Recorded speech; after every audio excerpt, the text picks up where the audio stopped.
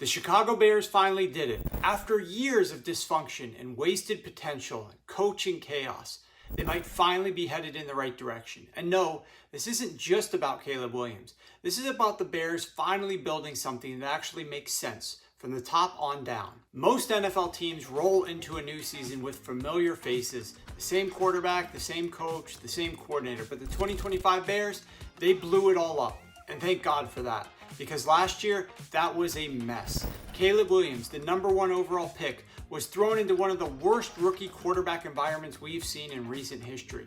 He had 3 different play callers, an outdated scheme, poor protection, and a team that absolutely failed him. And yet, he took the blame. Media and fans turned on him after an ugly Week 17 loss to the Seahawks in primetime, but let's be clear.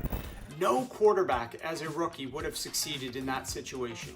Matt Eberflus and Shane Waldron were never the right men to develop a generational quarterback talent. Keeping them around was football malpractice. But now, enter Ben Johnson, the mastermind behind Detroit's high-powered offense. This hire potentially changed everything. His first move fixed the offensive line. The Bears went all in the trenches. They traded for All-Pro guard Joe Thuney.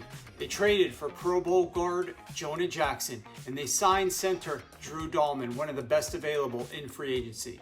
Last year, their interior offensive line ranked bottom 3 in yards per carry, EPA, and success rate. But now, it's the most improved unit in football. In fact, Chicago went from number 31 to top 10 in offensive line spending. That's how you protect your franchise quarterback.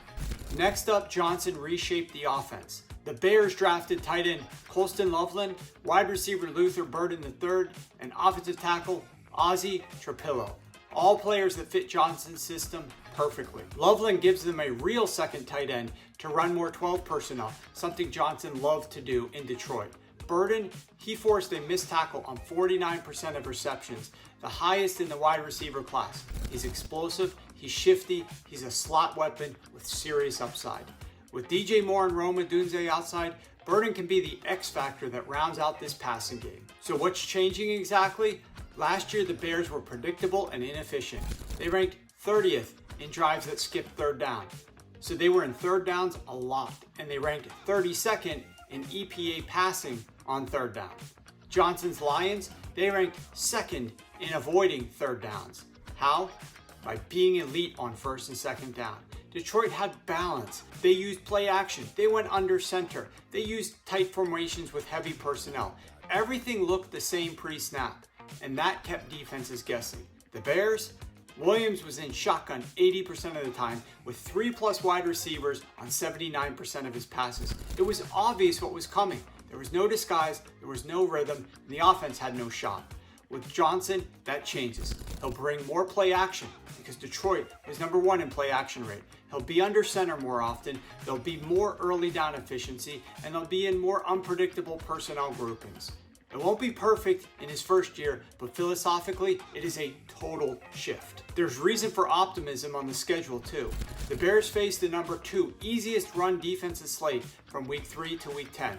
Great for easing into Johnson's system and supporting Caleb Williams. And they host the Lions in week 18, a major advantage weather-wise, while also facing them in week 2, early enough in the season to potentially catch Detroit off guard. There are challenges. The Bears rank number 31 in net rest edge with 5 games on short rest. But compared to what Caleb Williams dealt with last year, that's nothing. Look, this isn't about whether or not Caleb Williams is the guy. This is about whether the Chicago Bears have finally done enough to find out. Because now they've got the offensive architect, they've got a revamped offensive line, they've got weapons that fit the system, and they finally have direction. After decades of getting it wrong, this might finally be the start of something real.